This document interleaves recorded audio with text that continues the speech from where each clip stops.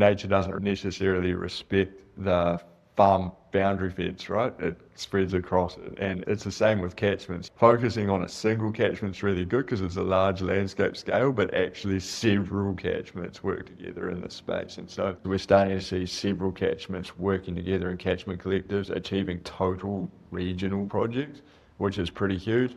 We're starting to see reintroduction of native species onto farms. We're starting to see entire catchments being riparian planted, so cooling down of water, which means that more things can live and grow in that water. We're actually seeing more of those corridors and those stepping stones for biodiversity, for birds to like stop and feed across the landscape. So we're seeing greater spread of our bird species as well. They're less sort of isolated in those pockets. And so to me, I see huge changes. And those forest fragments that we do have, the possum control is being done and the predator control is being done. So they're actually all fruiting and the birds are safe in them. Hello, kia ora. I'm Anna. And I'm Callum from Conservation Amplified. And you're listening to the People Helping Nature podcast. Our mission is to make conservation mainstream, one topic at a time. Kia ora, and welcome back to the podcast, Hamiora. It's been a while. You were one of our first guests when we first started, and we're so excited to have you back to talk about catchment groups. Kia ora kōrua. It's pretty cool to catch up with you guys. I've been following your guys' adventures around the world recently, so it's pretty nice to be touching back with you guys 2 days after you're back in New Zealand. It's great. Likewise, good to have you on again, and thank you for your time. As Callum said, we're going to talk about catchment groups today, and before we kick into it, what actually is a catchment group for people who don't know, and what's their role in conservation in Aotearoa, New Zealand? So archetypically, a catchment group is a group of farmers that have come together to look after their water quality, biodiversity, their productive farming. It's essentially a farmer-led group that's large landscape. People would think about them as being focused around a single river, hence the name catchment group. But as we've seen the evolution of a catchment group, they've grown across the country to sort of integrate a whole bunch of things. Some catchment groups are doing roading contracts because they're so remote that they don't get good roading care. They're doing a lot of emergency response and emergency resilience work. We've got discussion groups around farming. We've got large, 6,000 hectare conservation projects. We've got catchment groups reintroducing endangered species. But I think the key thing is that mostly they're industry led. So it'll be farmers working alongside foresters. And on the west coast where I am now, we've got miner-led catchment groups as well. So essentially it's communities coming together. Rather than being government-led, it is landowners stepping up to work together to restore waterways and the whenua. Is that roughly it? Very much so. And I think the distinction between conservation projects and catchment groups is that typically catchment groups are run by people that live within the area that they're doing the work.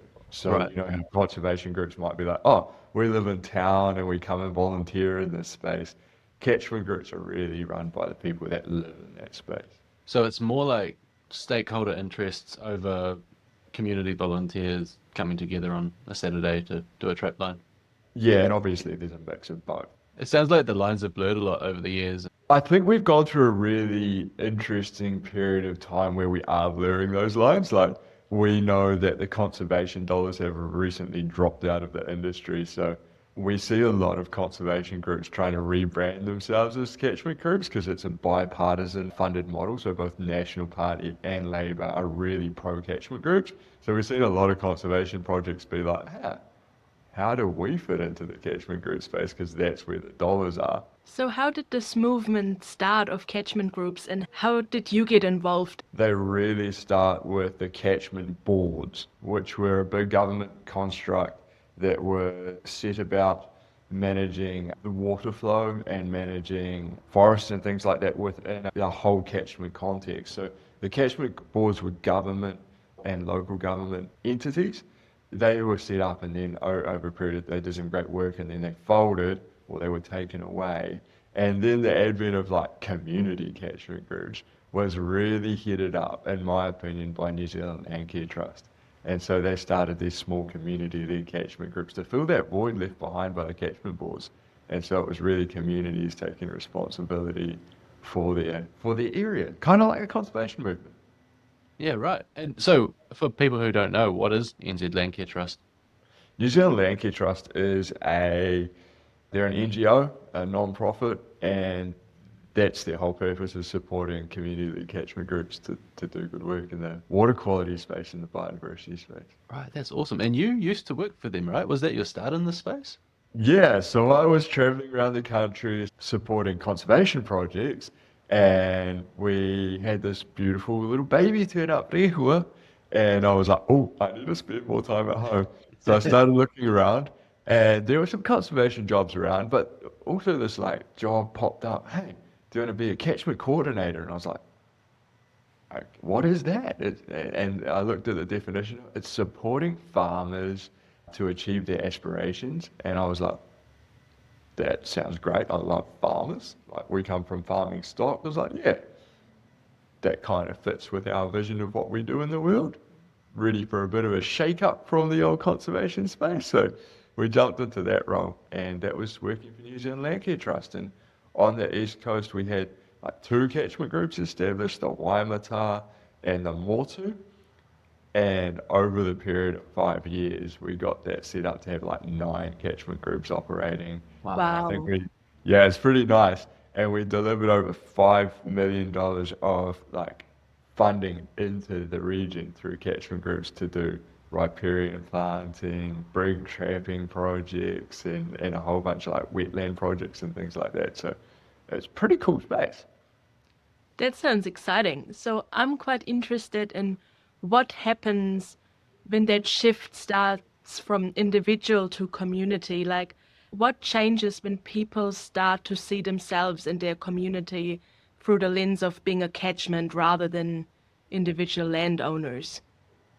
Yeah, I think the rural sector used to be really, really well connected with their communities, you know? And on the East Coast, we probably are still. But I notice in some regions, a lot of farmers are saying, hey, we don't really know the neighbors, or like, you know, we might have share milkers in some places that don't really know who the neighbors are and things like that. So working together as catchment groups really help build that community cohesion. And we noticed that in a big way when the cyclone hit. So groups that had a well-established catchment group were so used to working together on projects, and their relationships are so solid that it was much easier for them to build back from the impacts of the cyclone. They're groups that kind of didn't have a formalised group and weren't used to meeting every couple of weeks and getting work done next to each other. So pretty good, eh? That's awesome. That's awesome. I'm really curious, like, what is the gap that they fill? I mean, I think from the lens of funding, you've got the farmers, they run their business, but I understand that cash flow doesn't always allow you to fence off stock and run trapping, and it sounds good that maybe farmers should do that on their land, but the money's not always there in the business, and I can see how funding through a catchment and knowledge and support would be useful. I can see that being a gap, but what other important gaps are they fitting into long term? Yeah, like that gap's really accurate, I reckon. We know our farmers, eh? They care about their land. Like, there's this weird public perception where people think they're raping the environment, and like, it's just absolute trash. And so, like, every farmer I've ever met really cares about their land, really cares about passing their farm over in better condition than they used to. Farmers spend a lot of time in nature, so they care about trees, they care about the birds on their farm, like, they love that stuff. But the real issue is that farmers are like cash poor and time poor. We also think, hey, farmers are like really affluent because they've got all the land. Yeah. But typically don't they owe the bank heaps, and so they don't have the ready cash to do biodiversity or water quality work. So yes, catchment groups typically generate the funding for the farmers to do the actions that they would like to do, but also the whole of New Zealand would like to do. Hey, like, what is it? I think almost 50% of New Zealand is in some form of farmland. So the sheer amount of biodiversity that sits on farm is huge and a giant asset for Aotearoa. But I think the other real role that these groups play is that typically they have a paid coordinator.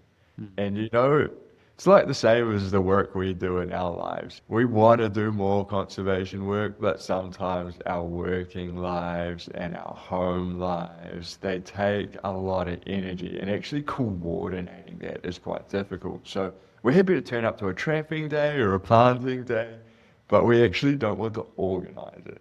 And so that's where the catchment group plays the biggest role, is they have a paid coordinator that organizes all this work, brings in all the funding, and facilitates people being part of a bigger project. So I've got an example up at Waimata, where they're doing 6,000 hectares of predator control with the idea of reintroducing pāteke and reintroducing kakariki onto farms. Through the process, they have found spotless crake in their wetlands that they didn't That's have, amazing. which is quite nice. And so what they have is they've got a 6,000 hectare trapping project across several farms, and they have a paid half-time trapper that traps on all of those farms. So the farmer doesn't have to do the trapping. The farmer has to allow access. They don't have to pay for the traps. They just have to allow access and the ability to shoot bait for the traps. And they're getting those spotless crake looked after on their farms. They love it because the possums are being controlled, and the cats, because we know possums the TB risk, and we know cats toxoplasmosis makes sheep and cattle abort, and women abort as well during pregnancy. So farmers are like, well, we can't have cats on farm. So there's this big piece that the farmers get out of it, but they also get the biodiversity gains. That's awesome. That's so cool. I just want to address something you said earlier about how people have this notion of farmers being evil, wanting to hate the land, and it does exist, and it's not always publicly spoken about, but you got to remember that these farmers, their biggest asset is their land. Where they spend their most time is their land. The heritage and the legacy they give to their children and their community is their land. And I think it's just really important. Like, if you think farmers don't pay any money or give any time to it, that doesn't mean that they don't care. It just means that we've got to work with the constraints of each party. And as a nation, we are a nation of farmers, really. That is our heritage, at least for the last 150 years. And I think it's just really important to set that straight. So thanks for mentioning that. I think there's a real interesting point too. I feel like we're transitioning out of a time where biodiversity work and conservation we've had like a really hippie, alternative, greeny kind of period of time. And in my opinion, I'll be super outspoken on this, but like, in my opinion, it kind of sat with like, conservation's over there, we need to manage it over there and for intrinsic values and all this stuff, and we can't touch it, and we need to manage people. Like, we've done that, right? We've achieved what we could achieve with that model. And I'm sitting here going, I think the new age of conservation sits around these relationships with industry. There's a whole stack of land that sits outside of public conservation land that we can only access through industry to do positive work on. And we've got to bring industry along on that journey. That's how I see it. And I think the interesting thing is, and people are not going to like this, but I think it's true, is like the more productive these businesses are, the more time and energy they've got to put into conservation. So for a farming business, the more productive the farmers, the better job they're going to be able to do at farming, so the impacts in the environment are less. And the more productive a farmer is, the more time and energy they've got to put into conservation and biodiversity. So to me, I look at it and go, the more financially viable a farmer is, the less impact they're going to have on the environment, and the more impact they're going to have positively on biodiversity. It's really simple. Yeah, there's a flywheel there. And I think this touches on a funding topic, which is a really big elephant in the room for conservation. We typically see ourselves as the poor cousin that begs for some council grants. And if you follow the money and you look where the money goes, you need to be providing some kind of value beyond what a grant can give if we want to thrive long term. And making industry more profitable. All the ecosystem services that come from conservation aren't priced into the market, but landowners know that if you look after the land and you look after the ecosystem around it, it's more profitable. And I think it's really important that as a whole sector, we start thinking more about what can we bring to the table rather than what funding can we apply for the next 3 to 5 year cycle. Because where does that funding come from? It doesn't just come from some random cloud in the sky. Like, it's got to come from somewhere. Absolutely. Yeah, now, and I also think, like you said before, 50% of the land mass is usually somehow incorporated in farming. I think we've been forgetting about that, and I don't think we can do conservation without everyone on board. I think that is a bit foolish to forget about the farming community, and I think it's great that catchment groups acknowledge that and incorporate that. And as you've already touched on, fresh water and the whenua do benefit from all of that mahi. It's fascinating here on the west coast where I'm sitting at the moment. 82% of the land is sitting in public conservation land. Wow. Which is pretty crazy, right? You'd think, wow, that's a biodiversity-rich area, which is cool. It is. And then there's another statistic: 20% of the farms are in bush. Wow. Like 20% of the farmer-owned land mass is in bush. And you go, wow. And then I think to myself, far out. Okay, so we know how difficult it can be trying to operate as a community-led conservation project on public conservation land. And we also know how easy it is to operate on private land because you can literally do whatever you want in that space. So one thing that we're doing is we've realised up in one of my catchment groups in the Aotearoa, they've got great spotted kiwis all over their farms. Wow. And they're like, we really care about them, but we actually don't know how widely distributed they are. They're a really new catchment group. And they're like, we don't actually know how many there are either. So what we're doing is we're like, okay, let's just monitor the kiwi. So putting out this large landscape kiwi survey across all this farming, dairy farming. So like people go, oh, bad guys, dairy farm. No, they're just farmers that want to look after these kiwi that are on their farms. So doing this big landscape kiwi survey. And then we've got the funding to put out a trapping network across all of these dairy farms as well. Interesting thing about that is then the farmer's like, oh, kiwi habitat, how do we enhance that? So they're going, okay, let's continue to fence off our waterways and these like non-productive parts of the farm, and then let's plant trees behind them, and then let's look, maybe we can build some man-made wetlands to slow down the water. So what we're seeing is there's dairy farmers wanting to look after the kiwi on their place, but the flow-on impacts, because the kiwi are just a gateway drug to looking after the wider biodiversity, they are doing a whole stack of ecosystem restoration on their farms, both freshwater and terrestrial, just off the back of, hey, we got some kiwi on our farms. Yeah, wow. That's amazing. And you only need that one flagship species to like spark that movement, and then it usually goes their own way because people are so invested in caring for and protecting what they do have. So with that in mind, are there any like patterns, any other patterns that you tend to observe and stand out to you? I think that there's a timeline on catchment groups, so they usually get excited about a big project like these kiwi. They usually get excited and they're like, yeah, let's do this big project. And you need to be able to funnel them in with some like startup cash straight away. Because if they can get a win straight off the bat, like for us, it's like, I was just like, sweet, I've got some friends that know how to do kiwi surveys. Let's bring them in. And they're doing that for free. They're at educational institutes, so they're doing that for free. So they're like, yay, we get to monitor the kiwi. And then I was like, sweet, now we're applying for funds before the kiwi survey is done. Now we're applying for funds for the traps. And so they've got traps straight off the back, so they've got some early wins. And I've also been able to supply them with a catchment coordinator. Oftentimes without a paid catchment coordinator, these groups start up and they might run for a year and then someone gets burnt out and they fall over. We see that all the time in conservation groups as well. But I think the timeline for catchment groups seems to be a little shorter window. So sometimes a conservation community project might start up and run for like 2 or 3 years and then fold if someone gets burnt out. But typically catchment groups have a period of a year before they fall over.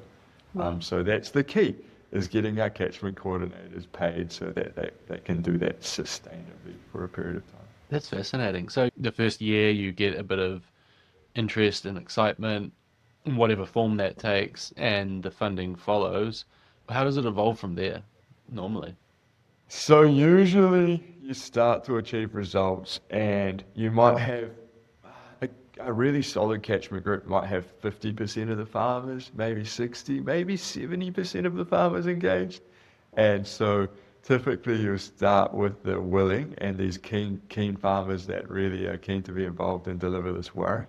And they get really excited and they deliver this work, and it might be around kiwi for the example, or it might be around riparian plantings. And then people start to see the success. And all the people that were like, no, we don't want to be involved in a catchment group. It sounds like a greeny, hippie, useless bloody thing. Get those, they're probably bloody green voters. Get them off my farm. And so those same people start to see the successes and they look over the fence at what other people are getting in response to like that possum control and that cat control. And they go, oh, I wouldn't mind some of that actually. And they start turning up to a barbecue or a trapping workshop, and then next minute they've signed up to the catchment group. So that's what we tend to see over a period of sort of like 3 or 4 years. Yeah. In the case of the cyclone people, like we had the opportunity in our cyclone recovery with Waimata catchment group to say, hey, only catchment group members get the support because they're signed up and they've been doing the work. And we went, nah, actually the purpose of a catchment group is to look after the entire catchment and the entire community. And what we saw there, because we had 3 diggers operating, 45 volunteers, we got 100 grand's worth of funding within the first month to support the farmers. And what we saw there were the people that were naysayers went, actually a catchment group's purpose is to work together as a community to deliver on our collective aspirations. Those naysayers were like, yep, we see the value in the group now. They're all signed up, 100% of the farmers. Yeah, right. So I imagine the cyclone in that respect accelerated the uptake. But let's fast forward to you've got the initial 50% on a good day on. You've then got the naysayers on board. What happens next? Great question. I see heaps of opportunity in the catchment group space to become more than just a biodiversity project. So, you know, say we've done all the riparian planting we want to do, say we've worked on workshops to retire those really marginal strips and get fencing around them so the stock aren't getting into them, and then say we've like put in the wetlands on farms that we want there to slow down water so we can retain water during droughts, then the impacts of flooding aren't accelerated, and say we got the big trapping project and we're biodiversity's flourishing. What happens next? For me, I'm just like, where's your oyster? I see real value, particularly on the East Coast and the West Coast where I'm at now as well, with like taking on roading contracts. Because what we're seeing is that on the East Coast, we're seeing real substandard roading, and actually in our catchment groups, we've got all the skill sets to do the roading, and we can do it a lot cheaper than the larger contractors. So I see a lot of space for like all of that infrastructural stuff. So the roading contracts, but also the community, like the emergency response stuff, civil defence. I think that there's a huge piece that catchments play in that space as well. But I also see a huge employment piece. So what our farmers have been really wanting for a period of time is we've seen this urban drift of our rural communities because through efficiency on farm, we've actually lost the need for so many jobs on farm. So where families were all present on farm and the rural schools were flourishing because there were families on farm having kids. Lots of farms now only have 1 or 2 families living on there. So what we're able to do through the catchment groups is create additional jobs in the nature space, but also in the infrastructural space in our rural communities to bring those families back into the rural space. And I don't know about you guys, but I feel like just about every family in the country wants to have a little lifestyle block or wants to have their chickens and like I feel like that's what we all crave right now. So bringing employment back into the rural sector, I think is a real key role of catchment groups. Yeah, I think that's pretty exciting. I'm definitely in full agreement on having your chickens and your little lifestyle block. And opening the doors for that to happen is going to be really, really crucial. But also, what I'm hearing is that through working together, you're creating not only resilience in the biodiversity space, but also resilience within the entire community of people, which is super valuable.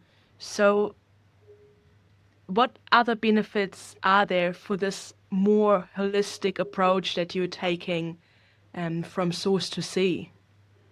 Well, firstly, can those two things be separated out? I don't think that they can. You know, when we have resilience in the landscape through biodiversity, we are inherently more resilient as communities.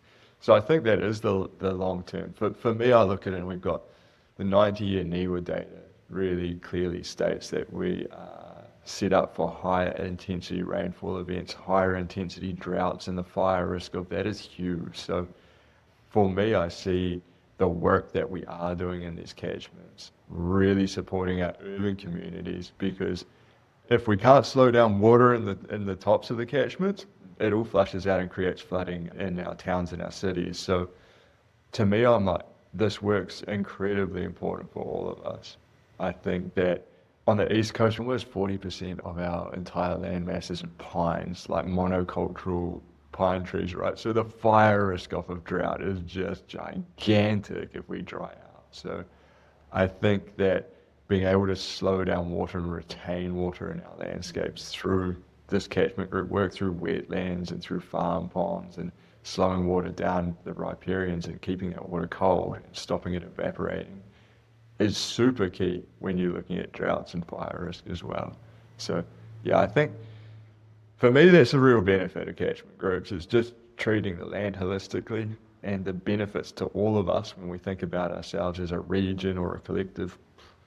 It's just astronomical, eh? Yeah, that's so true. I just want to come back to the point you made before about community resilience, getting into infrastructure projects, bringing family back on farm, involvement in nature.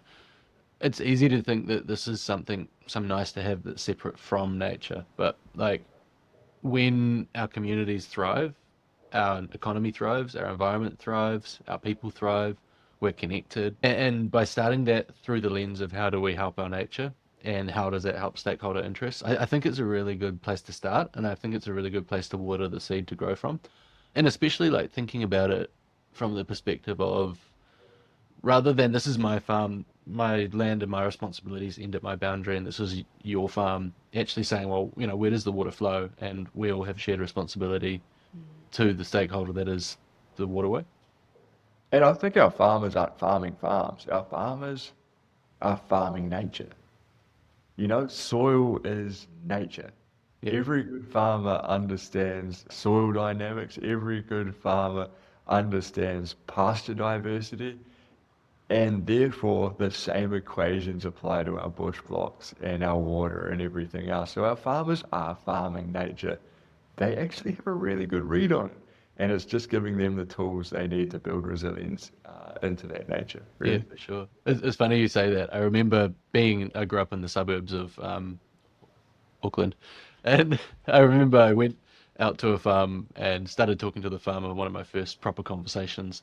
And I was asking how it all works, and he gets down to the ground and he goes, "You see, this is this type of grass. This is clover. This is," and he shows me the different types of grass, and he says this one needs this different type of soil and nitrogen fixing, and you'll see that this hillside's shaded. And my mind was blown. I was like, "I thought you were growing cows," and he goes, "No, I grow grass, and the grass comes from the ground. And if my soil isn't healthy, my grass doesn't grow, my cows don't eat, my dairy, my milk doesn't come out. So it all comes down to this." And my mind was somewhat blown at that point, and I think farmers get that, and I think sometimes that's lost in the general conversation. Very much so, eh? Yeah, I think that I think we inherently talk in silos. Like the conservation sector, we talk in a conservation silo, and the farming sector talks in a farming silo, and the urban community, you know, I think we talk in silos, and I do think that we need to build some bridges across the different sectors of our society. That's kind of what you guys are doing through these podcasts. But yeah, I think that farmers need to be better understood. For sure, for sure. Fully agree, because also sometimes I do really feel like they're probably more connected to the whenua than most urban people are.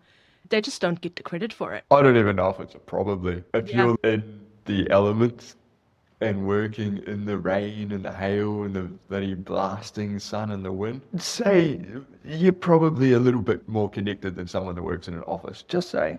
No shots fired, but so that's obviously a challenge, the communication, and I think we need to break down the silos and talk. But what other challenges do you face when it comes to making catchment groups thrive?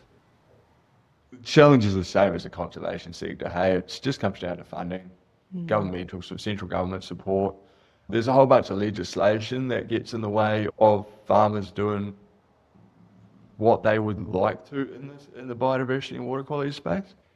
Consenting for putting in like man-made wetlands and also for even enhancing like pre-existing wetlands is just financially really difficult. So I've seen a lot of farmers apply for consents to support these wetlands to flourish, and they might be dropping 30, 40 grand just to get through the consenting process, Wow. let alone Right. doing the work on the ground. So there's a whole lot of prohibitive regulation around this stuff.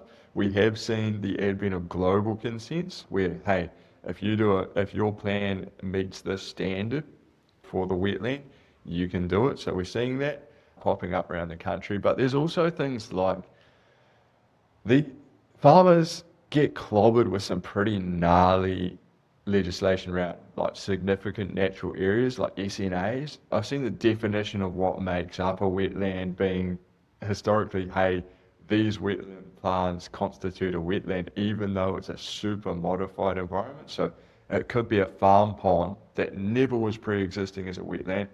Dam gets made, farm pond gets made, wetland plants colonize that farm pond. All of a sudden it's deemed a wetland. And now the farmer can't actually utilize, it's actually a liability on farm because it can be deemed as an SNA. So when you think about the legislation and regulation from a farming perspective, it's actually fairly prohibitive to do biodiversity and water quality work, which is fascinating. So while we've got the green sector saying more regulation, more regulation, more regulation, that same regulation gets in the way of achieving good biodiversity outcomes. So yeah, from a farming perspective, that's probably one of the biggest things that holds back farmers doing positive work and work that the wider community of Aotearoa wants them to be doing. Yeah, it's fascinating.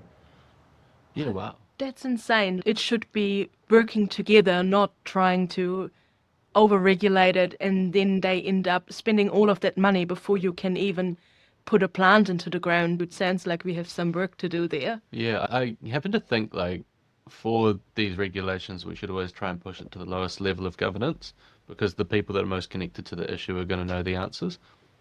And I'm not knowledgeable about the specific regulations that farmers face, but would you say they're mostly made it in the beehive, made it in places that aren't connected, or why is there so much red tape here? And I guess a follow-up question to that is, like, if we were to break down those barriers, how do we do it without allowing people that maybe aren't as caring to use them adversely or to their own advantage without considering nature? Perfect. Awesome. Great questions. Cool. My perspective is what it is, and it's probably not like I can't speak for the entire sector. It's just my perspective. But from what I can see is we need to offer catchments and communities and farmers great monitoring without the threat of the big stick.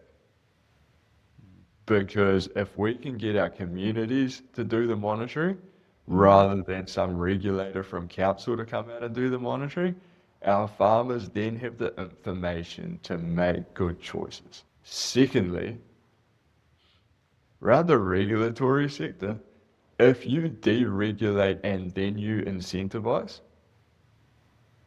you're going to see big wins in the agricultural sector. We're seeing that through Fonterra, right? So Fonterra is incentivizing A lot of our banks now are incentivizing with sustainability loans. If you're doing positive environmental work on farm, you get a lower borrowing rate. Farmers going, that's really fascinating. Okay, so now what do I need to do to get that rate? Okay, I'm going to go put some things in. Incentivization works because it actually stimulates the want from the farmer to engage in this space. Whereas how regulation works is it comes along over here and it says, you're a bad farmer. Yeah. Imagine someone coming on and telling you you're bad at your job. Your probable natural pushback is, bugger off, I'm good at what I do. You get a negative response back, right? So incentivization works really well because it says to the farmer, hey, we're going to give you support to do the positive thing. We're also going to recognize you as the expert on farm. And then a farmer's like, yeah, I'm the expert, but also I don't know the things I don't know, so I'm going to ask for help because you've told me now that I should know these things. So I'm going to go ask for help to find out how I get there. So Fonterra is offering a premium. The banks are offering better loaning rates for people that are doing positive things on farm, right? Incentivization works. The farmer's like, sweet, okay, so I need to do those positive things on farm to get my premium and to get my better loan rate. Okay, I'm going to go do this, this, and this. How do I actually do that? I might not know that piece of the puzzle. Catchment coordinator, can you help me get this? Because I want to get to my FAP plus, and I also want the better loans from the bank. And then the whole wheel starts turning. Whereas regulation happens, and yeah, we need some regulation. I'm not like a total like numpty, and I know that there's going to be people that aren't there, right? We do need some regulation, but how regulation typically works is it comes in and the farmer goes, oh, I've got to look out for those buggers on farm. Okay, so when they're monitoring, I'm going to try and hide this, and it's just a negative cycle. Distrust. And we know it's the same for anything else, right? Just anything out in our lives. When we come negatively, it gets negative results. When we come with incentivization positive, it gets positive results. Yeah, positive reinforcement goes a really, really long way. And you want the farmers to lead it. You want a bottom-up movement. I think that's more resilient. It's easier to get everyone on board. And what you just said should happen in conservation as well as catchment groups. Carrot, not the stick. Yeah, the carrot, not the stick. So let's say we put more of that in place and community and catchment groups take a hold across Aotearoa. What could that mean for our landscapes and for biodiversity and communities throughout the country? Yeah, absolutely. The benefits of that big carrot, small stick model is that you do get big wins across the entire country. And so what we're starting to see is we've got these big catchment collectives that are formed. And so across entire regions, you've got networks of catchment groups working together to drive big change. So you said before, Colin, that nature doesn't necessarily respect the farm boundary fence, right? It spreads across it. And it's the same with catchments, like focusing on a single catchment's really good because it's a large landscape scale, but actually several catchments work together in this space. And so we're starting to see several catchments working together in catchment collectives, achieving total regional projects, which is pretty huge.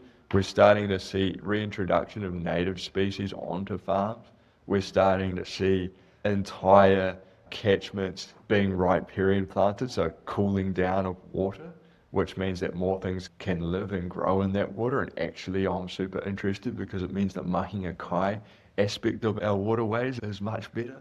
We're seeing more, because we're operating not just on public conservation, we're operating on farmland. We're actually seeing more of those corridors and those stepping stones for biodiversity, for birds to stop and feed across the landscape. So we're seeing greater spread of our bird species as well. They're less sort of isolated in those pockets.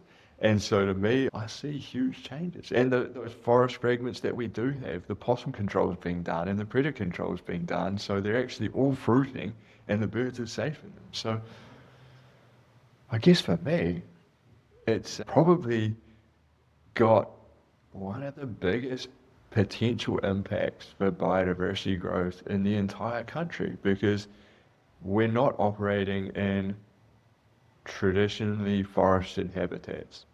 We're operating in a space that's got so much scope for new growth.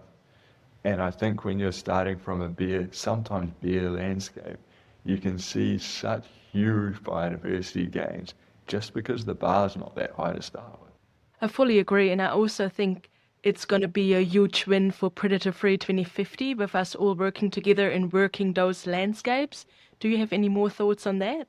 Yeah, I think so too. I do think the most accessible biodiversity we've got actually sits on farms. So when you can do traps off of the back of a quad bike or a side by side, your efficiency goes through the roof and you can get more done. So you can get a lot done in the predator-free space, but also I think that there's that whole mountains to sea approach, and the biodiversity that sits in our headwaters and our mountains. They're actually different subspecies and different species that have evolved differently for those mountainous landscapes versus what you're going to see in those lower land coastal areas and those wetlands and those lowland forests. So what I see the benefit of working in catchment groups is you're actually reinstating those like hugely underrepresented parts of our ecosystems, and we're going to see a greater diversity come out of that. And what we do know is that for species to be resilient for the future,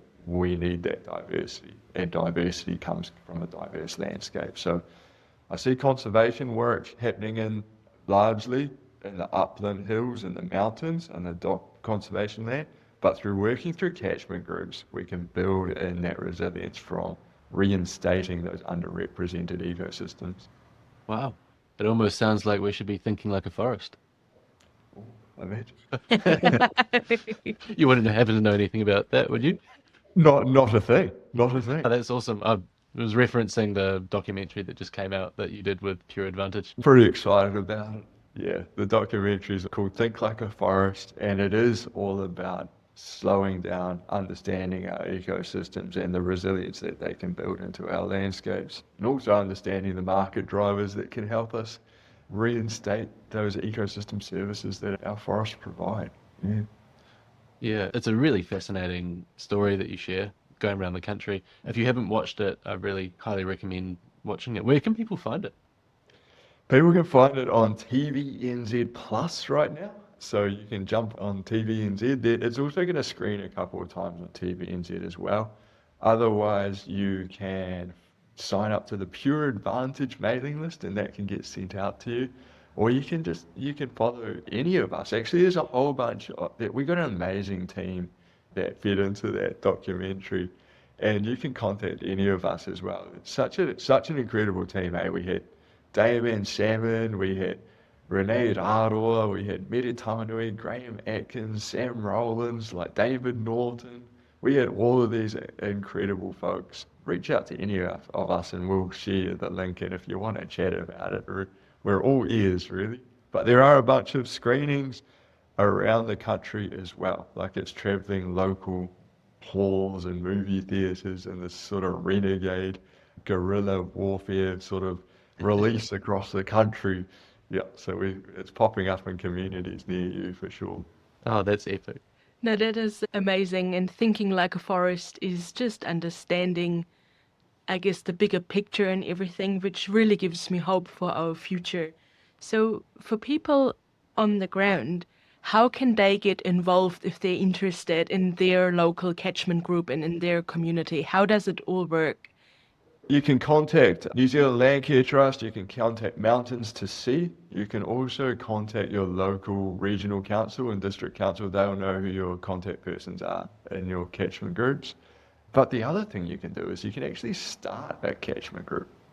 It's not that difficult, and we're starting to see both farmer-led catchment groups, but also urban catchment groups pop up, which is fascinating. There's an urban catchment group down in Wanaka, and they're doing a really great project looking after their urban drains and all the fish species that live in and inhabit their urban drains. So catchment groups don't have to be just farmer-led. We've got miner-led catchment groups, and now starting to see urban catchment groups pop up as well. So starting a catchment group's not a terrible idea.